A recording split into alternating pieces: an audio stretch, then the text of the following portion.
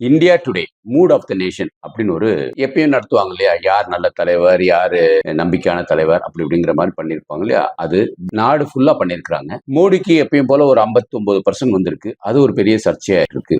எப்படி அதெல்லாம் சர்ச்சையாகும்னு எனக்கு தெரியல. ஏன்னா உலக இந்த மாதிரி ஒரு பொருளாதார கலக்கத்துல இருக்கும்போது, பொருளாதார சிக்கல்ல இருக்கும்போது, அங்கங்க போர் நடந்துட்டு இருக்கும்போது, அவரு நாட்டை இன்னும் பாதுகாப்பா வச்சிருக்கிறார். பொருளாதாரத்துல நம்பர் 1 அப்ப ஏன் அதை இது பண்ண போறாங்க? நம்ம கொஞ்சம் ஆழமா தான் யோசிச்சு பார்ப்போமே.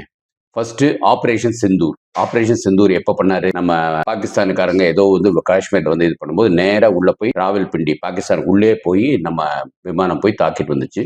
அதுல இருந்து அப்படியே அமைதி வர ஆரம்பிச்சிச்சு. இது மாத்திரமா என்ன? எஃப்டிஏன்னு சொல்லுவோம். வெளிநாட்டுல இருந்து நமக்கு பொருளாதாரம் வருது. அது நம்பர் 1 இருந்துட்டு இருக்கு. உலகத்திலேயே எல்லா நாடையும் இந்தியாவில தான் பொருளாதாரத்தை கொண்டு வந்துட்டு இருக்காங்க. இப்ப கூட European Union mother of all ட்ரேட்ஸ்னு 2 பில்லியன் பீப்புள் நல்லா இருக்கிறதுக்காக ஒரு ட்ரேட் சைன் பண்ணியிருக்கிறாரு. அமைதியா இருந்து அதை பாட்டு கரெக்டா பண்ணிக்கிட்டே இருக்கிறாரு. இது மாத்திரமா என்ன? வளர்ச்சி, நாடோட வளர்ச்சி பாருங்க. நம்ம 9.7 7.4 அப்படின்னு ஒரு பெரிய லெவல்ல வச்சிருக்கிறாரு. இன்ஃபிளேஷன் அதுவும் ரொம்ப கம்மியா வச்சிருக்காரு. இப்படி இருக்கிற காலகட்டத்துல நம்ம அவர் கட்டின எத்தனை டாய்லெட்ஸ், இல்ல எத்தனை வீடுகள், எத்தனை பேருக்கு கேஸ் கொடுத்திருக்கிறாரு, இந்த மாதிரி உள்ள கணக்கெல்லாம் நம்ம பேசணுமா என்ன?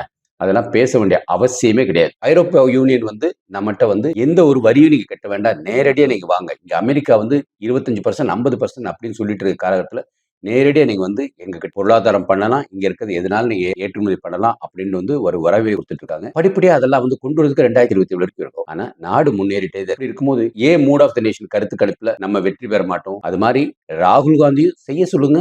யார் வேண்டாங்கிறா? அவருக்கு ஒரு நல்ல ஆப்பர்ச்சுனிட்டி.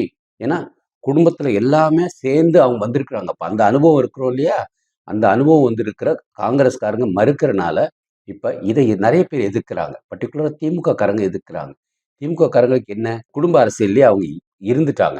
இனிமேலாவது அந்த குடும்ப அரசியல் விட்டு விலகி வந்துட்டு உங்க இதுலயே மக்களாட்சியை கொண்டு வரதுக்குள்ள வழியை பாருங்க. வாழ்க பாரதம், வளர்க தமிழ், ஒளிரட்டும் தமிழகம்.